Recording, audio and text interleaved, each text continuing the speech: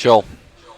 The following is a special presentation of Granite Sports and KISS 102.7. Welcome to the Team SMI starting lineup. Presented by Team SMI.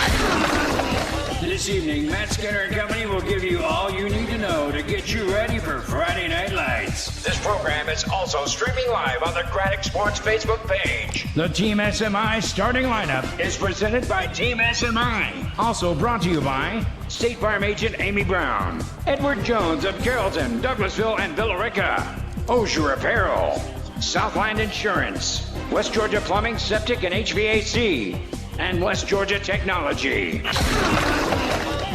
Now, let's go live on the air and on the Granite Sports Facebook page to the Mustard Seed Cafe at City Station with your host, Matt Skinner. And a pleasant good evening, everybody. For Joel Brock behind the camera on our Granite Sports Facebook page, and for David Brock back in the studio at KISS 102.7. Billy Lindahl with me to my right tonight. Matt Skinner, as always, here with you in the Mustard Seed Cafe. Good to be back in our regular location. If you missed last week's show by chance, it happened to be Halloween. And it was absolutely nuts. Talking to Shannon Lovelady, the pastor here earlier on, and getting some of the vibes, there were over 4,500 kids that came and families that came through the doors last week at City Station, the Mustard Seed Cafe, and ate and trick-or-treated. Now, granted, it was pouring outside like it is tonight, and the weather was not good. But we were one of them. Yes. Yeah. But just a huge event for them, and we were happy to oblige to go upstairs and kind of get away from the madness. But it's good to have Billy with us this week. Billy, we're going to talk a little bit, of course, about some scores from last week. High school football was rampant last week, of course, and this, of course, is the last week of the regular season. And you're going to sit down and talk with Mason Whitner from the Times-Georgia and kind of break down games this week and just get Mason's background a little bit. But we've also got Joey Garrison, official for the West Georgia Officials Association, is also going to be in with us tonight. So we got a pretty fun show. Yeah, looking forward to it. What are you most looking forward to about this week in high school football? I mean, honestly, I'm looking forward to Bremen and Heard County. That between those two, those two have been looking forward to this game for the entire year. B, the fact that it's playing for basically a number 2 seed in the region. It's a lot better. It's a lot bigger of a game than the Temple game, Temple versus Lamar County. To actually get into the playoffs is huge for the Temple Tigers, and I can't wait to see what their defense does against Lamar County's massive. Incredible offense that Clay Harden has been calling them pretenders for the past few weeks. So. Well, let's hope with Temple. Luckily for Temple, they've had a couple of weeks or a week off, which I'm talking to Coach Singleton on Tuesday night. He said that might be kind of a bad thing because they're ready to just go out and play. They're tired of they were ready to hit somebody else around. Other than themselves. Yes, absolutely. So looking ahead or looking back from last week. Some scores. Carrollton defeated Paulding County 48-14. Bowden over Trine 35-19. Bremen 45-0 over Spencer. Troup County 37-14 over Central. Rome defeated Villa Rica 38-6. Heard County saved Temple's playoff chances by beating Lamar County 35-20, and Calhoun defeated Haralson County 28-14. Interesting fact about that Calhoun game, it's really not a big deal that Haralson County lost.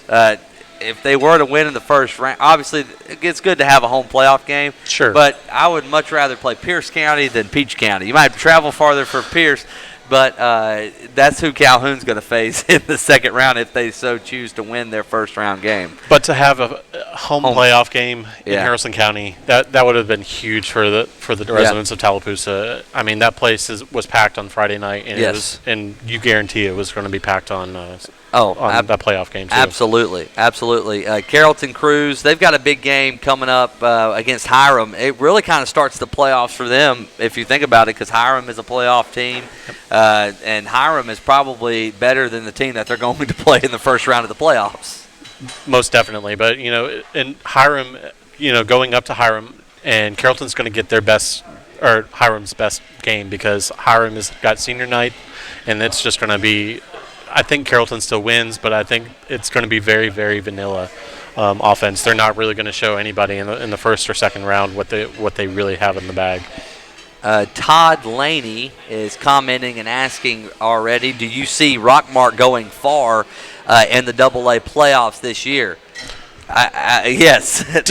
I saw something today that it kind of blew my mind. There is a possibility, granted it's an outside possibility, but there is a possibility of having a three-way tie in 7A. Really? Yes.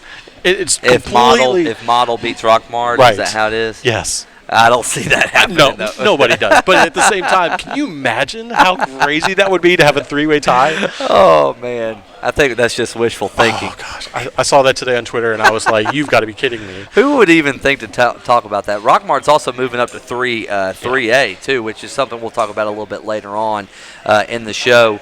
Bremen took care of business, no problems last week. So did Heard County. They set up the big matchup for this week. I'm sure you and Mason will discuss that here in just a moment. Rome cruised over Villarica.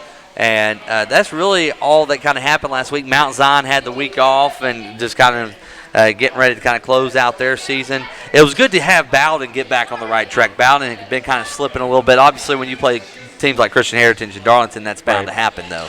Playing Tryon, though, is actually going to help them out, especially moving forward into next year when they don't have these basically the power rankings and all this other junk. So it's going to be looking good for them.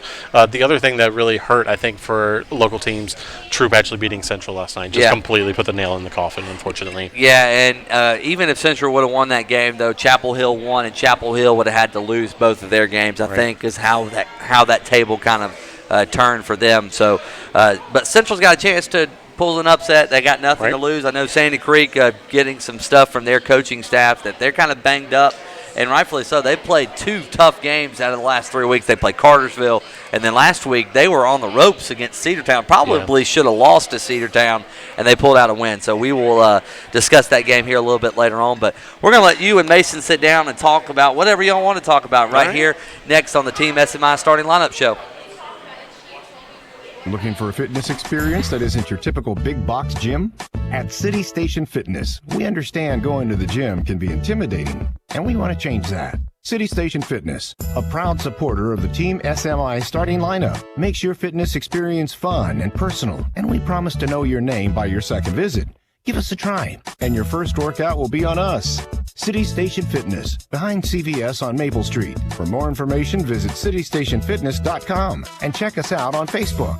Join the 7 million investors who know the difference. For a proactive approach to your individual financial needs, contact an Edward Jones financial advisor near you. Call 1-800-ED-JONES, visit edwardjones.com, or stop by any Edward Jones office in Carrollton, Villarica, or Douglasville. Regardless of what the market is doing, we stay in touch. Even when the market's down, we'll call you up.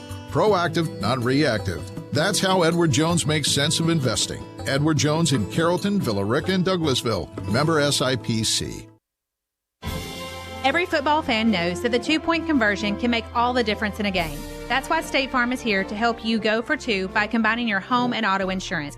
This is State Farm agent Amy Brown reminding you that bundling your insurance can save you time and money. It's just another way to put 1 in your win column. Call me, State Farm agent Amy Brown, at 678-840-5000. Stop by our office on South Candler Street in Villarica, or visit online at amybrown.biz. We're here to help life go right. Did you know that Osier Apparel offers all-inclusive fundraising web stores? Donors order direct from the store, freeing you from handling money, getting product to donors, keeping track of ordering, accounting, or delivery.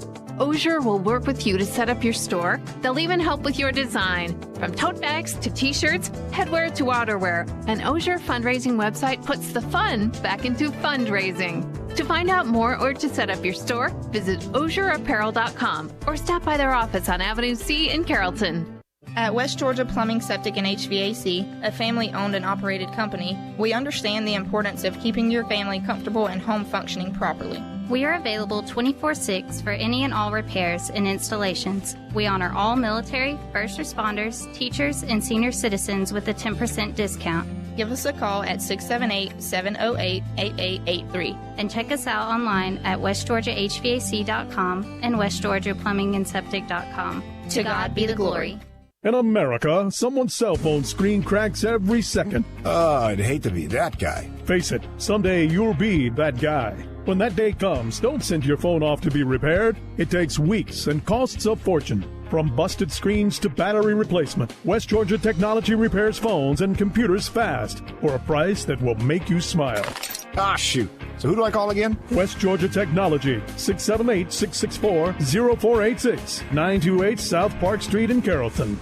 Whether it's a car accident, storm damage, or a fire, when the unthinkable happens, it doesn't matter if you saved money in 15 minutes. In this moment, it doesn't matter if your neighbor has the same insurance you do. In this moment, what matters is that your independent insurance agent and the company that stands behind them have you covered. Auto Owners Insurance, the no-problem people. Visit Susan, Gary, and the rest of the crew at Southland Insurance on Corporate Drive in Carrollton or online at southlandinsagency.com.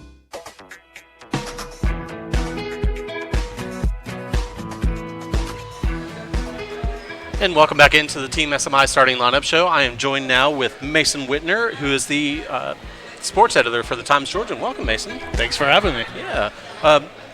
I've talked to you many times before. This is the first time we've actually met face-to-face. How did you come to Carrollton? So I graduated from UGA in the spring of 2018 and actually spent the summer interning in Pittsburgh and was kind of looking for openings. Wanted to get back home to my home state, and my brother had gone to West Georgia in the early 2000s, so I was familiar with the Carrollton area and saw an opening up for a sports editor position in Carrollton. So called or filled out my application, then talked to Corey Cusick, who used to be in my position, and just kind of hit things off with him. Really liked in his pitch to me, he told me that the Carroll County area was really a sports crazed town, and I really liked everything he sold me on this area, and so it was just kind of a perfect fit for me. Awesome. Let's talk about, before we get to this week's games, let's talk about the season as a whole right now. What team have you been most impressed with this season? Most impressed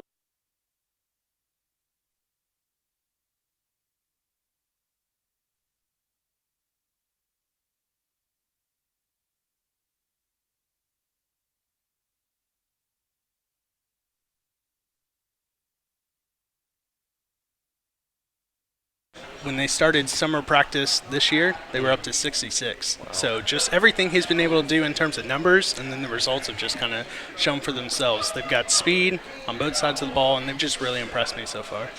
Do you give any props, and do you feel bad for Brad Gordon at Mount Zion, considering all the injuries and stuff? Yes, especially after having such a promising the past couple of seasons, that they've been like the winningest program in the past 2 seasons, and then all these injuries happen and Absolutely. The thing is, I think everyone kind of understood they would have a down year given what they lost last year, but no one could have foreseen the amount of injuries they had this year. I believe he said in the 3rd or 4th game of the year, out of the 11 defensive starters that started game 1, 3 were left. Goodness. So yeah. It was nuts hearing that stat, because I had heard that earlier in the year too, and just being able, knowing Brad Gordon like I do, he's actually family to my wife. Knowing how passionate he is about Mount Zion football it pained me to see that. Let's talk about Carrollton a little bit. Carrollton's actually got an undefeated season again, first time since 2012, 2013, somewhere around there. Yeah. They're looking full cylinders right now. Their defense, they've got some injuries right now on defense, but they're hoping to have everybody back for the playoffs. They really look like a team with no holes right now. It's every week you go in thinking maybe it'll be the secondary, maybe it'll be depth, maybe it'll be this, maybe it'll be that, and they just keep proving you wrong. Right. First half of the season, defense was lights out, and they kind of carried the load for the offense, but in recent weeks, the offense has been able to score fast and set the rhythm, and really they look extremely dangerous going to that final week. Let's cross 27 and talk about Central a little bit. Darius Smiley had 2 wins last year, and I think they're up to 3 wins this year. They lost, I think, 4 games in the region within a touchdown, or with a 2-point conversion. What do you think Darius Smiley needs to do to get them over the hump? That's an excellent question. The thing is, they are right on that door. I don't know what it is to get past that door, but they've definitely taken a step in the right direction, in my opinion. They were this close to knocking out Cartersville, who's ranked number 1 in the state. And then they had another game that ended with a fumble on what would have been a game-tying or game-winning drive. And from Mundy's Mill, I was at that one. Yes. It seems like 3 or 4 of their losses have kind of come to just this play or that play. And obviously in a full game, there are tons of plays that come up to it. That lead up to it, and you can't just boil it down to one play. But the fact that they're at the door and they're just a couple plays away from sitting at 6-3 or 5-4 as opposed to 3-6, I definitely feel like they've already taken a big step this year, and they shouldn't be disappointed by what the record on paper says. They do have 21 seniors leaving this year, which is going to hurt that program a little bit. But I think that Darius Smiley has them moving in the right direction. We know that Nathan Horsley has their middle school program in the right direction. They've won two straight championships. So you know those kids that are going to be freshmen and sophomores next year have that championship mentality. So you have to feel good about Central. Let's talk about Temple real quick. Temple, after having a kind of a bad season last year, they're back up to possibly being in the playoffs this week. And I think it all starts with that offensive line. The fact that they were able, what they've been able to do, opening up holes for Phillip Johnson, the junior running back, and for really the whole running game has been phenomenal. And I know that was something that was actually kind of a bit of a question mark in the preseason. And talking to Coach Ward before the first game, he said that was going to be the way their team goes. He felt like they had the right pieces, but it was just who were they going to be? Are they going to be able to step up? And so far this year, it seems like they have. Villarica, with Christian Honeycutt being the first-year head coach over there, they've had kind of a rough season. They started out really strong, put up a 50 spot in the first game, and then after that, it's kind of been downhill. They did finally get a win again. I just blanked on who they beat a couple weeks ago, but they did finally get a win again. But they're also losing some seniors too.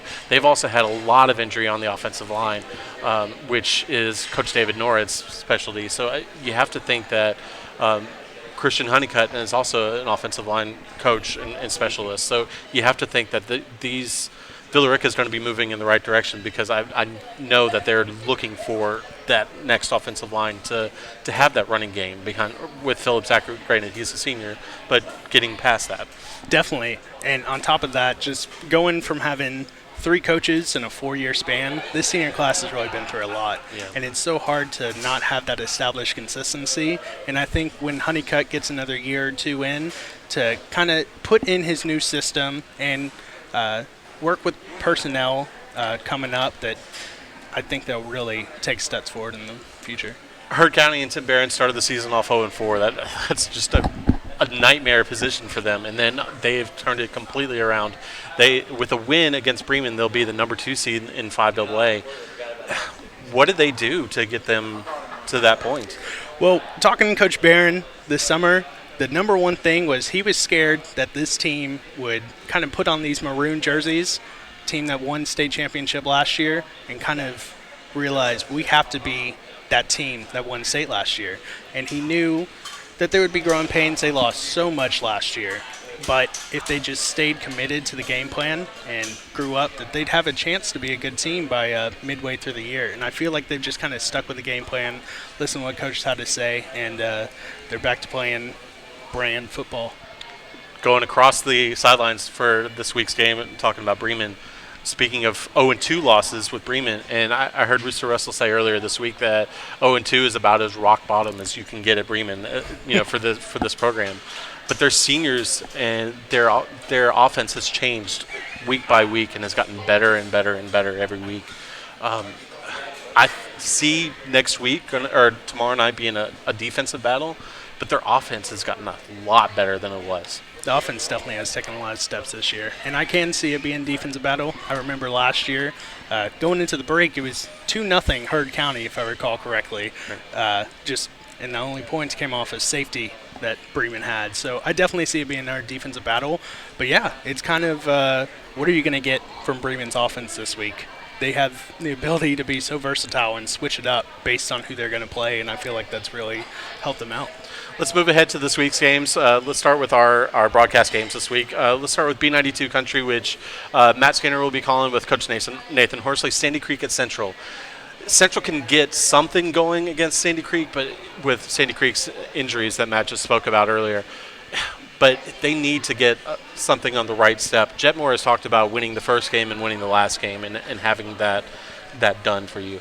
How much do you think that'll mean to the kids at Central to get that last win, especially against a quality Sandy Creek team? I think it means a lot. I think it means a lot for the senior class, and it could possibly even mean even more for this class of kids that are coming back, the juniors and the sophomores and the freshmen, just like you said, to prove that they can do something and that they are taking steps in the right direction. Obviously, finishing at either 3-7 or 4-6 isn't the goal they set out for themselves this year, but going out and doing something against a talented team in the finale can go a long way to future success. KISS 102.7 has Aaron Sones and Greg Waldrop on the call, and they're going to Hiram. And Hiram, like we mentioned, is a playoff team, so you have to think that Carrollton's going to get their best shot, especially it being senior nights. But Carrollton, I think, is locked and loaded and hoping for that undefeated regular season. Carrollton's in a very interesting position this week, having everything locked up. And really, if they lose this game, it doesn't mean a whole lot. But you don't want to go in and just tell your team, well, win or lose this game doesn't matter, because that's how you roll 1 loss and a 2 loss, and you kind of back yourself into the playoffs. So you have to be real careful, but it'll be interesting to see. WKNG King Country 93.7 this week has Seth Kane and Kenny Walker on the call from Murray County at Haralson County.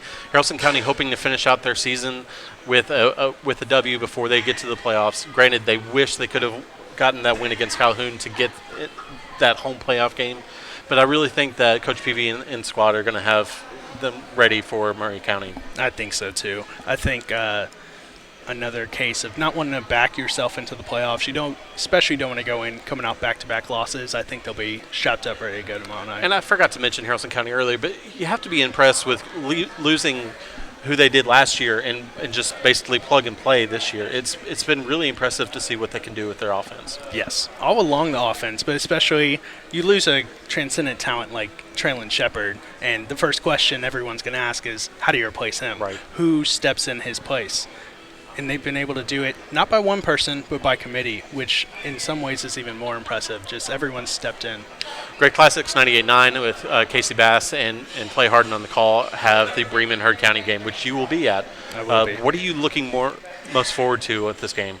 I'm looking forward to 2 ferocious defenses going at each other in a game with a lot of passion and a lot of meaning behind it. Last year they played for the region championship. This year they're playing for home field. For Bremen, it would be their first home playoff game since 2011. Heard County's trying to set up home field for the first round since thankfully the road to Class 5 or the Class 2A championship went through Franklin last year. So there'll be a long line. I expect a packed house at Staples Stadium. Villarica is facing East Paulding, and Villarica, like we mentioned earlier, just you want to get that momentum going. You want to get that first win and the last win of the season. East Paulding is really not that great of a team. They're kind of in the middle of the pack, but I really think that the way that Villarica has been playing, they did get that win against Woodland. Thank you, Clay Harden. A couple weeks ago, and now they're going up against this East Paulding team. I really think that they can get this win against East Paulding. I really think they do too. And I was out at practice a couple days ago, and Coach Honeycutt was talking to his seniors at the end of practice and just saying, how do you want to be remembered? This is the last game, and goes back to what we said about Central. Even if the end result in terms of wins and losses isn't what you had set out for, the last game is what you remember most. And if they go out and have a great performance against East Paulding, it can kind of heal the wounds of this season as a whole. Mount Zion faces Pinecrest, and Bowden faces St. Francis.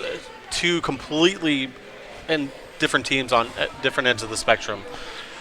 Mount Zion's trying to get that W at the end of the season. Bowden's just wanting to keep momentum going after losing those tough 2 games in the middle of the season. What do you think Bowden has to do to get a win against St. Francis? It'll be interesting to see. They're going up against a spread shotgun offense. Which they've struggled against this season. Yes, exactly. So really they're going to have to work really hard to keep everything in front of them, and that's something that Finley was talking about in speaking with him earlier this week. Just finding a way to make sure you don't get beat and give up the big plays, which is something that they've struggled with when going up against spread teams. And I feel like the offense will do enough to keep them in the game if they can do that. In Mount Zion against Pinecrest, I did talk a couple weeks ago. I did get to talk to one of the coaches over at Mount Zion. They did finally get healthy, and after being injured most of the season, they want to get that W at the end of the season against a Pinecrest team it's pretty decent, but they want to just show what their defense is about and try to get momentum going for next season. Right. This game is about sending a message for the guys who are coming back next year. Obviously, the senior class has been a part of a lot of successful teams. They've been on a long, successful run going back years, but it's more so a message to, hey, we had a down year, but we'll be back next year, and you want to end the year on the right note. Finally, Temple against Lamar County. This one is a big one for me because aside from the Bremen and Heard County game that I think is huge, Temple Lamar County is right up there with it because Temple with a win can get back into the playoffs after that year off that they took last year. Lamar County, who Clay Harden and Matt Skinner has been saying has been pretenders for the past couple of weeks, that Lamar County team, and I mentioned this in the open, that they had a decent offense, but since they hit those teams in the region that are actually pretty good on defense, that offense has dried up. And I think Temple's defense is good enough for that too. I mean, look, they only allowed Bremen to have 20 points, and that's pretty good against a Bremen team, a Bremen offense that's been rolling. Their defense has really looked sharp all year long. Obviously, early on in the year, Phillip Johnson, the running back, got a lot of the praise and a lot of the headlines, but the defense has been elite, really. And this game, I think being at Lamar County might give them a little bit of advantage in a game that's kind of a coin toss in terms of the way the teams look on paper, but I really think Temple's defense will give them an edge. Well, that's it for our interview with Mason Whitner. I appreciate you coming on, man. Yeah, thanks for having me. All right. We'll be right back with the Team SMI starting lineup. City Station, a multi-purpose community center behind CVS on Maple Street in Carrollton, was conceived by Southern Hills Christian Church with a goal of serving Carroll County. City Station offers preschool services, college student housing, the Mustard Seed Cafe, an indoor playground, fitness center, and basketball court, as well as state-of-the-art conference rooms available for your next event. You matter, and City Station exists to serve you. Come check out City Station in person or find us online at citystation.org and Facebook. Listen, then speak. That's how your Edward Jones financial advisor gets to know you, your personal situation, and your individual goals. Smart answers come from listening to your questions. Let your Edward Jones financial advisor show you the difference. For an Edward Jones financial advisor near you, call 1-800-ED-JONES, visit edwardjones.com, or stop by any Edward Jones office in Carrollton, Villa Rica, or Douglasville. Listen, then speak. That's how Edward Jones makes sense of investing. Edward Jones, Carrollton, Villa Rica, and Douglasville. Member SIPC. It's not just your car. It's the car you worked overtime so your team could drive himself to football practice. This is State Farm agent Amy Brown. My team and I understand that your car and home are things you worked really hard for, and we're here to give them the protection they deserve. Call me, State Farm agent Amy Brown, at 678-840-5000. Stop by our office on South Candler Street in Villa Rica, or visit online at amybrown.biz. We're here to help life go right. Osier Apparel makes it easy for you to outfit your employees in company attire. The Osier staff will work with you to set up a company store online with your logos, approved garment brands, colors, and styles. Once the store is up and running, employees visit the store and order direct within your allotted budget, or can order additional garments on their own within your preset acceptable parameters. You've got enough to do. Alleviate the hassle of outfitting your employees. To find out more or to set up your company store, visit osierapparel.com or stop by their office on Avenue C in Carrollton. At West Georgia Plumbing, Septic, and HVAC, a family-owned and operated company, we understand the importance of keeping your family comfortable and home functioning properly. We are available 24/6 for any and all repairs and installations. We honor all military, first responders, teachers, and senior citizens with a 10% discount. Give us a call at 678-708-8883. And check us out online at westgeorgiahvac.com and westgeorgiaplumbingandseptic.com. To God be the glory. In America, someone's cell phone screen cracks every second. I'd hate to be that guy. Face it, someday you'll be that guy. When that day comes, don't send your phone off to be repaired. It takes weeks and costs a fortune. From busted screens to battery replacement, West Georgia Technology repairs phones and computers fast for a price that will make you smile. Ah, shoot. So who do I call again? West Georgia Technology, 678-664-0486, 928 South Park Street in Carrollton. Whether it's a car accident, storm damage, or a fire, when the unthinkable happens, it doesn't matter if you saved money in 15 minutes. In this moment, it doesn't matter if your neighbor has the same insurance you do. In this moment, what matters is that your independent insurance agent and the company that stands behind them have you covered.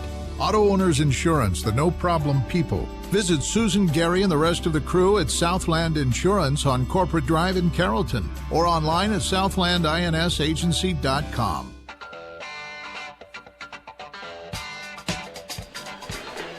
And welcome back into the Mustard Seed Cafe live here at City Station. We appreciate everybody tuning in on Facebook as per usual, as we've got to thank our sponsors for making this happen. Hard to believe this is the last week of high school football in the regular season, and it's kind of counting down the days until we start throwing basketballs up in the air, which has already started to happen amongst us. Amy Brown, State Farm, Edward Jones of Carrollton, Douglasville, and Villa Rica, Osier Apparel, Southland Insurance, West Georgia Plumbing and Septic, and West Georgia Technology Repair. We're joined again by Joey Garrison, official here in the West Georgia area. A lot of you guys probably remember him. I think it was early in September. Was it August? Let's see. It was right before the week of scrimmages. Okay, so it was in August, all the way back in August, yeah, and that's when it was. And we plan to come back and sit down and chat with you about how everything's going. For the people that do not know Joey, tell them a little bit about yourself, how you got your start in officiating, sure, and where you're from, and all that kind of great stuff. Sure.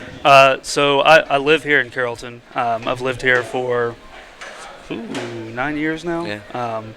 Parents are down in LaGrange, and I know they're watching, so they're probably really excited about this.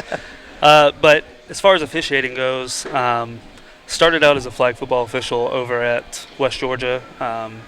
During that time, I had some good mentorship around me, and one of those mentors was Trent Ross, who is over the Coliseum at West Georgia. Yeah. And if he didn't have the whole shebang, he'd probably still be refereeing, wouldn't he? Yeah. I would like to say so. Yeah. I know family's really important to him. He's right. got 2 little kids. Oh yeah, so, absolutely. But he was a high school football official at the time, and he kept bugging me, hey, come out. Finally, I did, and actually the game I went to was Troop versus Sandy Creek, back when Sandy Creek was, cream of the crop. And I got to stand on the sidelines with him, and at that point I was like, well, shoot, yeah, this is what I want to do. And that next year I got in, and that was 7 years ago at this point. So awesome. Yep. So talk about you're over at West Georgia, like you said, right. Just starting off at doing flag football games. Did you ever? I know you said you went to the game with Trent to see the Troop Sandy Creek game, but did you ever imagine that you'd be, having your own officiating crew on a Friday night? At that point in time, no. I was pretty good at flag football. I was doing regional tournaments, national tournaments, things like that, and I did pretty well at all those. So I figured I would come in and be fairly decent at it. But within, I guess, 3 or 4 years, all of a sudden I'm looking and I'm a white hat and start having my own crews. And I don't think at this point in my career I thought I would already be doing that. But, right. And you just don't jump in and you're just a white hat automatically. Let's talk about where you started and really what do you think is the toughest position on the field to kind of control? Okay. That's a good question, actually. So realistically, what you would do is you would start out and you would work the clock. You would work charting penalties if there's enough bodies to do that. And typically you'd be spending your time doing middle school games, JV games, etc. In my case, because I had a background coming in, I started out as a head linesman, which is one of the people on the line of scrimmage. So you have the head linesman and the line judge. And that's what I did for my first few years. And explain real quick. I want to know the difference because a lot of people don't know what the difference is between the head linesman and a line judge. Realistically, there's not much of a difference. the head linesman, and it's actually called head line judge now. I need to be conscious of that. But it's just to differentiate. That person is usually working the chain side, Gotcha. so they're responsible for, moving the chains on a first down. If we have measurements, they're responsible for where we have a little clip that we put on a yard line to help us know where the chains need to go realistically. Gotcha. So that's the biggest difference. Right. And then in GHSA specifically, the line judge, they put all the responsibility of forward and backwards passes. That's tough. Yeah. And that's really, really tough. And my line judge for my crew, actually, Josh Underwood, he's a teacher here in Carroll County. But he does a really, really good job at that, as difficult as it is. That's very easy to see from up top, but when you're down on field level, it's bang. It's bang. It's you don't bang. have much of a choice, but it's one of those calls where everyone in the stands can see it, but we're too close to it, honestly, to be able to really 100% know every single time whether it was forward or backwards. Right. Well, you can continue. I'm sorry I had to interrupt you. No, you're good. So I think I was saying what my path was. So I came in and I was a wing official. And then what they typically do is, a few years in, typically a lot of our white hats are older. I think you guys see that pretty much every Friday. They start spending time looking to see who may be capable of doing it. And in my case, at the very end of the year, they were like, hey, we're going to throw you on as a white hat on this game. It doesn't have any implications, but we're going to test it out and see how you do. And that's how most of us get started. End of the year, we get a couple of games that don't really have any significance, and then from that point, they're able to tell, okay, this person can handle it or not. In my case, and I'm such an outlier of everybody else that sometimes it can be hard for me to relate to other people. And I'm not saying that, trying to be arrogant or anything. I just had a background when I came in, as opposed to most people. And a lot of people might not have the same passion as you. Might just use it as it makes some extra money. There's a difference. Right. Yeah, there absolutely is, and you can tell. Right. But so they try to give you these easy games to work through to get comfortable. So I worked a private school game my first time, easy. I could handle it pretty easily. The next week they were going to give me a GHSA game that didn't have any meaning whatsoever, last game of the year. And I'm working it, and then we get to halftime, and my phone has several missed calls as we're walking, or as I'm in the locker room, someone comes sprinting in, and they're like, hey, you need to call Tommy Whittle with GHSA at the time, who was over football. And I was like, man, what in the world is this about? Like, have I screwed something up in this half? And there was a region championship game going on 15 minutes away that the officials didn't make it to. So GHSA is like, hey, as soon as you get done, we need you to go over there. So my first night as a white hat in GHSA, I worked that game that didn't have any meaning, had a police escort where we're going 60, 70 through a 35-mile-per-hour speed limit, speed zone, getting over there and kicking off for probably the only time you've had a round of applause when you showed up. Oh, man, they went crazy. It was awesome. This was so unprofessional, and this guy made me watching my umpire from back then. I was so upset because he ran onto the field, and this is my first time, and I'm like, all right, I'm gonna do everything by the book, look sharp. He comes out, crowd starts going crazy. He's pumping everyone up. Oh, you can't throwing a hand to the ear. It was awesome. It was hilarious. Oh my gosh! But we ended up kicking off that game at 10:35. Oh my! And then I was in a wedding the next day, so I mean, that's a story you'll never forget. Yeah, no, without a doubt. And there's a lot of people that are pretty envious about that, and I've told that story many times, and I think every time the same people are like, telling this story again. But to circle back to the question you had about the most difficult, realistically, the answer should be umpire. Yeah. It's because you got the best chance to get run over on every You've got play. that you got to worry about. You've got kids behind you that you got to worry about. And there's a lot of things that they're supposed to focus on that are really, really important to the game. They're guard, center guard, and there's a lot of stuff that happens right there. And, I think you know that probably better than anybody. That and everybody has a daggum crossing route now. Everybody is running across the field, and and especially when the umpire is probably in between 250 pound. I mean, about 260-pound guy. I mean, big guy. Right. It's hard to move in and out, and you just got to really just bow up and protect yourself. Yes. But I would say, that's what it should be. Yeah. But the hardest one probably is line judge. And a big component of that is the forward backward pass. That's a really, really difficult play to judge on, and a lot of people give those officials grief because they got to be quick with it, because if they judge it backwards, all of a sudden the ball is, if it's touching the ground, I mean, it's free for anybody to grab. Right. And so they've got to make a decision that quick, whether to let it roll or not. So. Yeah. Well, tell us this before we get to kind of what we talked about earlier. Sure.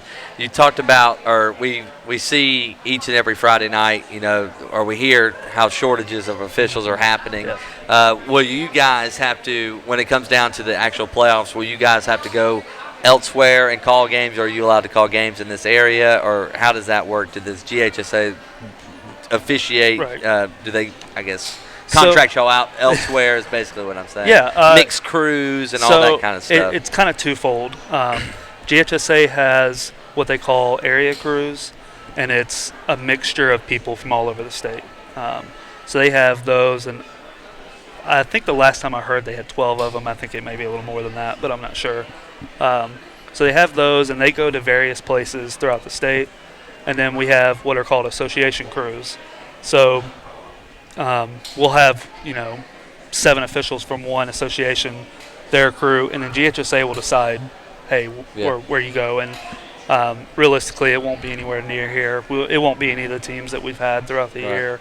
It certainly won't be any of the teams that consider West Georgia their home association. Gotcha. Well, that answers that question for us as we roll along. If you have any questions, I'm sure Joey would love to answer some. Billy Breedlove said, "What's up, Joey?" What's up, Billy? Is he one of your official friends? Or? No, he's just a friend. Just a friend? Actually from West Georgia. So all right, that's pretty cool. Well, there you go. We're live here on the Graddick Sports Facebook page and on KISS 102.7. We've got local area official Joey Garrison on with us. Joey, talk to us a little bit now. We talked earlier on in the season. There's a lot of different rule changes, and you'll have to help me out. But the biggest thing that we discussed, especially for our area teams, is that 40-second play clock. Yeah. That's huge, especially because I would beg to say that a majority of our teams want to run the football.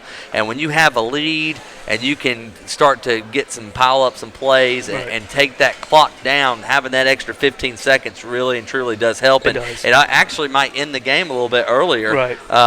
Because, 15 seconds adds up really quickly. It does. The 40-second clock by itself has been a wonderful change, both from our perspective, from the team's perspectives, and realistically the fans' perspective. There's a lot more action packed no into delay it. of game, not many delay. I haven't seen very many delay games at all this year. I think I've had one game that had more than one delay, and it's a team that likes to take every bit of the 40-second clock, and sometimes they struggle getting that play in. And but yeah, very, very few delay of games. And like you were saying, it helps teams that want to run the ball. Like I think we all know Haralson County, they're going to line up and run it. And I'm not going to say what game I had of theirs this year, but we had a quarter where they controlled the ball the entire first quarter pretty much, and I think we were done with that quarter in 14 minutes, which is unheard of. But it took some growing.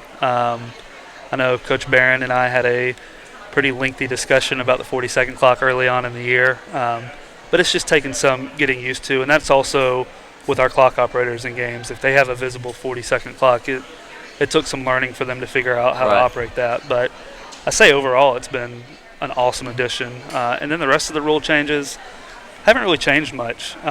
Illegal formation, which the fans wouldn't generally know, it's kind of sped up the game a little bit too, because in the past we were having to have 7 people on the line of scrimmage. Now we're just worried about how many people are in the backfield. And that's so much easier to comprehend because it's literally you only have to look for one thing instead of thinking about looking for 2 things. Right. And in the past you pretty much had to have 11 players on offense or else you were going to have an illegal formation. Well, with the change now, you can run 10 out there, even 9 out there, and be perfectly fine. Yeah. So keeps that flag in our pocket, so we're not having to slow down the game with that. Right. Awesome. Before we continue with some of these, Tyler Perryman said that he's going to take credit for all of your initial training. Oh, wow. Tyler was my first supervisor at West Georgia, cool. actually. Yeah, Cool. so that's really cool. He did have a part of it. I would put money on me being a better official than Tyler, but the softball, though, Tyler has got me beating softball every day of the week. Well, and we're sitting down here with Joey Garrison here at the Mustard Seed Cafe at City Station as we get ready to wrap up the regular season. And talk about some of the highlights you've had this year. I know it's been a 13, 14-week grind now for you guys going back to scrimmages and all the stuff that's going on. What's been a highlight for you so far? Realistically, I live in Carrollton. I mentioned that earlier. But for the first time this year, I had – dang, how many schools do you guys cover on the radio? 9 schools, yeah. I've had 7 of those 9 awesome. In games this year. And I think in the past, the most teams I'd had in this area were 3 or 4. And it seems like every time I go to a game in this area, you guys are somewhere around, and puts a little added pressure on it when you have Clay Harden, who's sitting right over there, talking about you on the air. But I think the biggest highlight for me outside of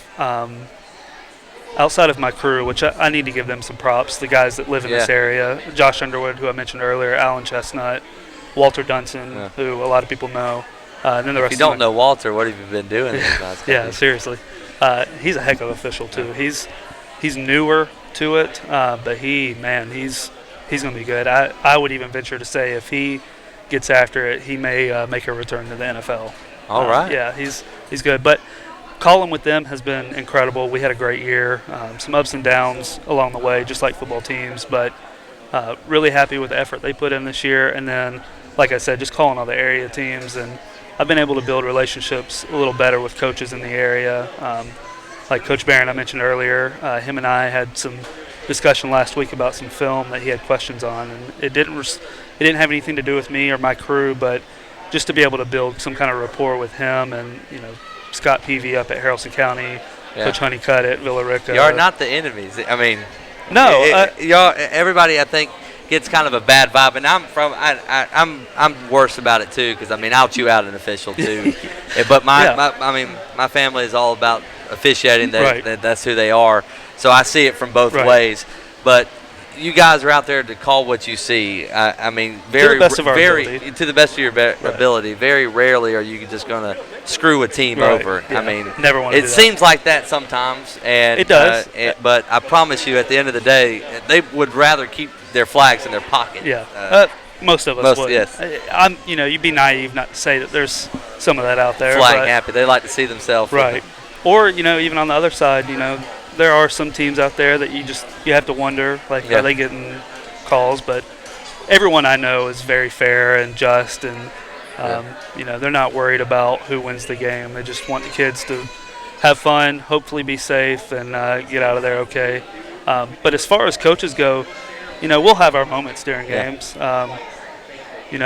They'll be mad at us sometimes, and it's understandable. It's their livelihood that they're dealing with, and they want to fight for their kids and everything. But at the end of the day, I want to be a resource for them just as much as they want other resources to help them out, things like Huddle and all that kind of stuff.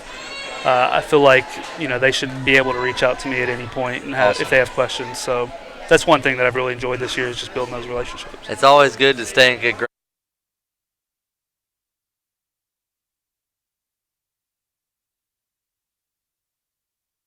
Tell me that I'm the worst person in the world, and the next week it's like I've never met him before. Yeah.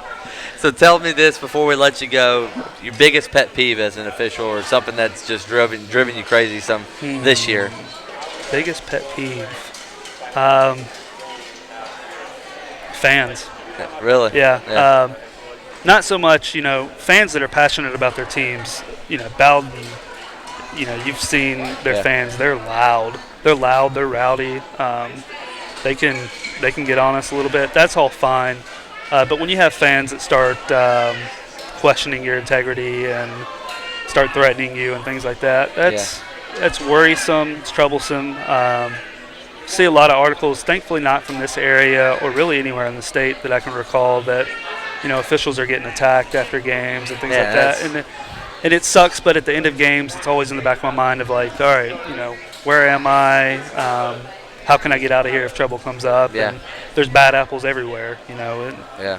there's, you know, Carrollton High School has a bunch of really great people that come and support their team, but there's people there that have bad motives. Yeah.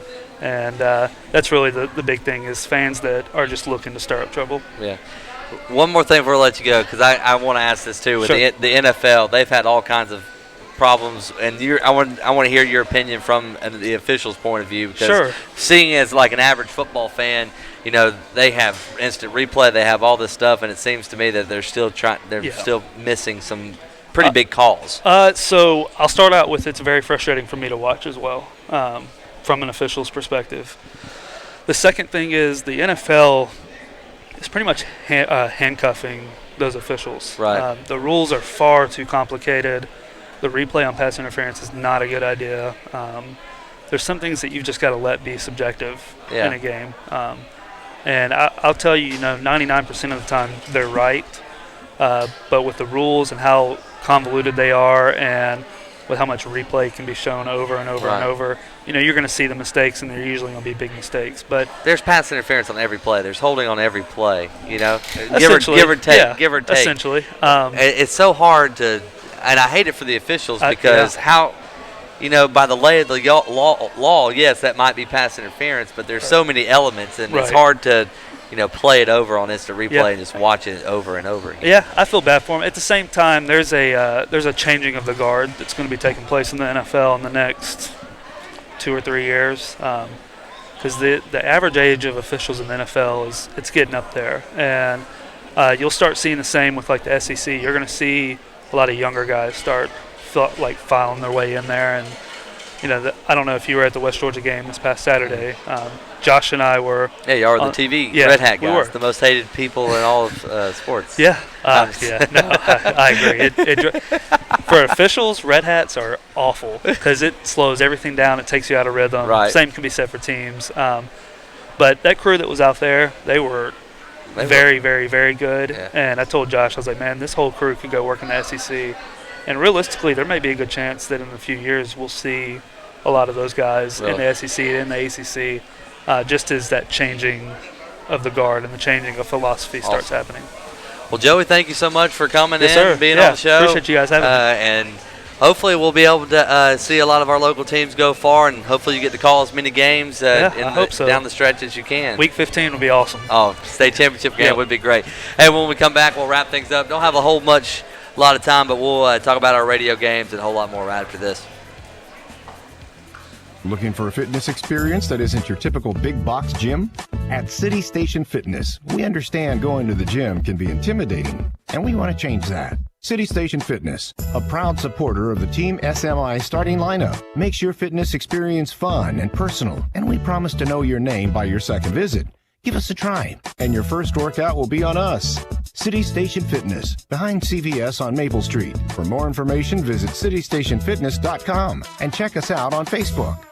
Join the 7 million investors who know the difference. For a proactive approach to your individual financial needs, contact an Edward Jones financial advisor near you. Call 1-800-ED-JONES, visit edwardjones.com, or stop by any Edward Jones office in Carrollton, Villa Rica, or Douglasville. Regardless of what the market is doing, we stay in touch. Even when the market's down, we'll call you up. Proactive, not reactive.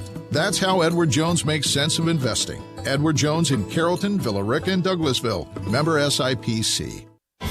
It's not just your home or your car. It's the hours you spend in your kitchen mastering your legendary wing recipe and packing the family in the car as you head to the high school tailgate. While other companies just call it bundling, at State Farm, we see your home and your auto as the time and memories you make with them. This is State Farm agent Amy Brown. I understand what your family, home, and auto really means to you. Come see me, State Farm agent Amy Brown, on South Candler Street in Villa Rica to make sure you're getting the insurance protection that you deserve. Did you know that Osier Apparel offers all-inclusive fundraising web stores? Donors order direct from the store, freeing you from handling money, getting product to donors, keeping track of ordering, accounting, or delivery. Osier will work with you to set up your store. They'll even help with your design. From tote bags to t-shirts, headwear to outerwear, an Osier fundraising website puts the fun back into fundraising. To find out more or to set up your store, visit osierapparel.com or stop by their office on Avenue C in Carrollton. At West Georgia Plumbing, Septic, and HVAC, a family-owned and operated company, we understand the importance of keeping your family comfortable and home functioning properly. We are available 24/6 for any and all repairs and installations. We honor all military, first responders, teachers, and senior citizens with a 10% discount. Give us a call at 678-708-8883. And check us out online at westgeorgiahvac.com and westgeorgiaplumbingandseptic.com. To God be the glory. In America, someone's cell phone screen cracks every second. I'd hate to be that guy. Face it, someday you'll be that guy. When that day comes, don't send your phone off to be repaired. It takes weeks and costs a fortune. From busted screens to battery replacement, West Georgia Technology repairs phones and computers fast for a price that will make you smile. Ah, shoot. So who do I call again? West Georgia Technology, 678-664-0486, 928 South Park Street in Carrollton. Whether it's a car accident, storm damage, or a fire, when the unthinkable happens, it doesn't matter if you saved money in 15 minutes. In this moment, it doesn't matter if your neighbor has the same insurance you do. In this moment, what matters is that your independent insurance agent and the company that stands behind them have you covered. Auto Owners Insurance, the no-problem people. Visit Susan, Gary, and the rest of the crew at Southland Insurance on Corporate Drive in Carrollton or online at southlandinsagency.com. Back here on the Team SMI starting lineup show. We're wrapping up here in the Mustard Seed Cafe at City Station. We appreciate everybody for joining us tonight. Mason Whitner of the Times Georgian, y'all's interview went great. I enjoyed hearing it. Y'all broke down all the games, and we got to know a little bit more about Mason. It was good to have Joey on with us tonight. He gave us a lot of information. You guys should definitely go back and give a listen to Joey's interview. He discussed in full talking about being an official on Friday night, which is by far one of the toughest things to do. No doubt. Being an official. I mean, the problems that they have to go through every week, oh my goodness, I can't even imagine. Yeah, absolutely crazy. Want to remind you guys real quick before we break down or talk about our radio games, the Lee Maxwell benefit is happening this Saturday, coming up 2 nights from tonight. Head on over to Mount Zion High School, be over there at 6 o'clock. They're having a motorcycle ride and a whole bunch of stuff. Make sure you go to their Facebook page. It's on Greg Holcomb's Facebook page, our benefits for Lee Maxwell. Just type that in on Facebook. It'll pop right up. You've got a chance to win raffles. There'll be silent auction gifts, all kinds of great stuff. But Lee is a great part of our community. And from what I hear, he's actually going to try to make a visit, which is even better. So best of luck to everything that goes well. I will be in God's country on Saturday, of course, that being Athens, Georgia, as they take on the Missouri Tigers. And that will be a 7 o'clock kickoff. But back to what really matters right now. Listen to myself and Coach Nathan Horsley tomorrow, Sandy Creek at Central. Final game for those 21 seniors at Central. They're going to be honored. Sandy Creek better be ready to play because, I mean, Central's got nothing to lose. Coach Darius Smiley and that gang is going to go out like gangbusters. Right, and you mentioned earlier in the show that Sandy Creek is actually having some injury problems right now. And the other thing that I keep going back to, and I've said this multiple times tonight, Jet Morris said, try to win that first one, try to win that last one, and you work out the stuff in the middle. Yeah. Well, tell me this. What did the Maxwell ratings say about this game? Do you remember off the top of your head? Not off the top of my head. Well, we'll let you look it up, and I'll continue with our talks on KISS 102.7. Join Aaron and Greg for Carrollton at Hiram. That will be, of course, on KISS 102.7, and we'll get the spread numbers for those here in just a minute. Bremen at Heard County, that's obviously going to be the game of the week on Great Classics 98.9. Listen to Casey and Clay for that ball game. Going to be a fun one on FM 93.7. It's Murray County at Haralson County. Haralson County should have that in the bag. Villarica plays East Paulding. Mount Zion is at Pinecrest. Bowden is at St. Francis. If Bowden wins, that pretty much clinches them having a first-round playoff game at home. And a bye, right? And a bye. Yeah, yes. That would be fantastic. Correct. And then Temple at Lamar County. That if Temple wins, they are in. So before you start reading our whatever they're called, the spreads on those games, football fans, look at our latest post on the benefit page. That was from Greg Holcomb, who is actually running the whole show. Greg has done a great job, and you can actually hear on B92 Country and KISS 102.7 tomorrow night during the game. I sat down with Greg a couple of days ago, and he's going to tell you all about the benefit a little more during our Agri-America Farm and Construction halftime show, so you don't want to miss that. We appreciate you, Greg, and all that you do for our community. Real quick with the spread points. All right, Sandy Creek is favored by 27. Bowden is favored by 11. Okay. St. Francis, I remind you, is coached by Frank Barden, a really talented team. Bremen is favored by 13 over Heard County, which is a lot more than I would give it. Yeah, it might be. I don't think Bremen, if Bremen wins, it won't be by no more than 10, I don't think. I think Evan Fuller is going to be big in that game for Bremen, though. Carrollton is favored by 30. Haralson County is favored by 25. On our spreads, any final comments before we send it back to our regular programming here on the Team SMI Starting Lineup Show? Nope, thanks for having me. It's been fun doing this, and I hope to continue helping out. Yeah, we appreciate you, Billy, and all that you do. We appreciate David Brock. He has been a stone, man, just a complete rock for us back at the studio. We appreciate him, as well as Joel Brock. I promise you guys, everybody asks me every week if they're related. They're not related. As a matter of fact, the only thing that they got going is the beard. That's about it. That's literally it. But anyways, we appreciate you guys listening. Make sure you find yourself a station to listen to tomorrow and pick it up from there. I'm Matt Skinner reminding you guys to do your best and let God do the rest. You're listening to the Team SMI Starting Lineup Show right here on the Graphic Sports Facebook page and KISS 102.7.